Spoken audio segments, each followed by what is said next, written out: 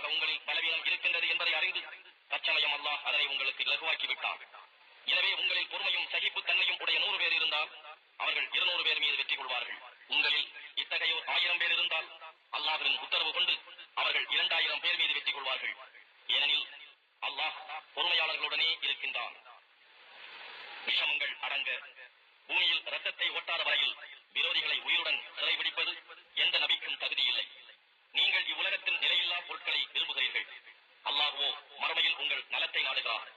அல்லாஹ் ஆற்றலில் மிகைத்தோனும் ஞானமுடையவனாகவும் இருக்கின்றான். அல்லாஹ்விடம் உங்களுடைய மன்னிப்பு ஏற்கனவே எழுதப்படாமல் இருந்தால் நீங்கள் போர் கைதிகளிடம் பதிலில் ஈட்டு பணத்தை எடுத்துக் கொண்டதன் காரணமாக உங்களை ஒரு பெரிய வேதனை பிடித்திருக்கும். ஆகவே எதிரிகளிடம் இருந்து உங்களுக்கு போரில் கிடைத்த பொருட்களை தூய்மையான ஹலாலானவையாக கருதி புசியுங்கள். அல்லாஹ்வுக்கே அஞ்சுங்கள்.